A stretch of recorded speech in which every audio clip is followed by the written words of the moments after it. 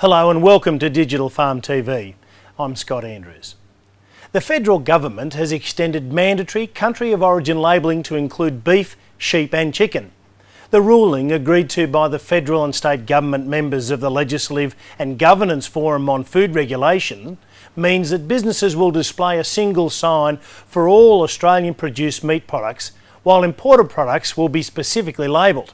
Federal Minister for Agriculture, Senator Joe Ludwig, and Parliamentary Secretary for Health and Ageing, Catherine King, said the move would benefit consumers and Australian producers alike. Consumers value knowing where their food has come from and being able to select products that support our Australian producers, Joe Ludwig said.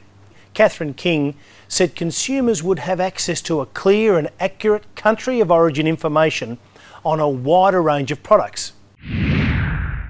Still in the broadacre paddock, the bullish price outlook for oilseed is expected to drive an increase in Australian canola production over the long term.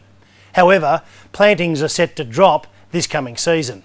In a new report, Canola Contraction, Rabobank says the increasing competitiveness of grain crops combined with a significantly drier soil moisture profile was signalling a slowdown in canola production next year. Report author, Rabobank senior analyst Graydon Chong, said Australia's planted canola area was expected to decline by up to 10% in 2013-14 to between 2 and 2.1 million hectares. This was by way of contrast with the dramatic increase in canola plantings during the past two seasons, when a gross margin returns and favourable conditions for canola had taken acreage from wheat and barley, Graydon Chong said. Russia has eased import restrictions on kangaroo meat, a move welcomed by the Australian kangaroo meat industry.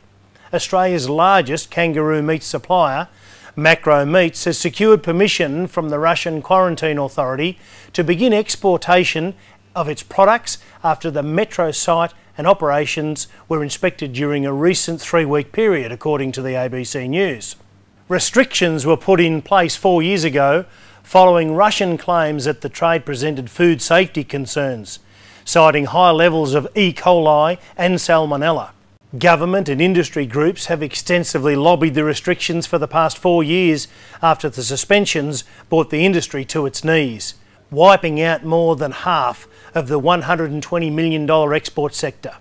Russia once accounted for 70% of exports for the commercial kangaroo industry, and insiders said the decision to lift the ban is estimated to bring a $200 million boost to the kangaroo meat industry, marking the move a significant turning point. Narrabri, New South Wales grain grower Andrew Carberry will replace Boree Creek's Steve Hargraves as Grain Growers Deputy Chair. Steve Hargraves stepped down from the role after he sold his farm recently. Grain Growers Chair John Eastburn thanks Steve for his work since 2009.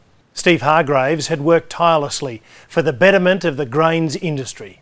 New Deputy Chair Andrew Carberry has had more than 30 years' experience in the grains industry and has been a partner in the mixed cropping and beef cattle operation for the past 15 years. Finally this week, Singapore has a population of 5 million crammed on a landmass of just 715 square kilometres. The tiny republic has been forced to expand upwards, building high-rise residential complexes to house the country's many inhabitants. Now, Singapore is applying the vertical model to urban agriculture, experimenting with rooftop gardens and vertical farms in order to feed its many residents. Currently, only 7% of Singapore's food is grown locally.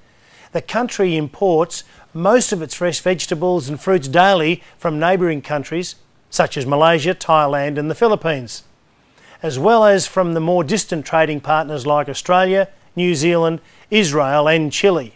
An influx of immigrants has resulted in a rapid crowding of Singapore's skyline as more and more towering apartment buildings shoot up.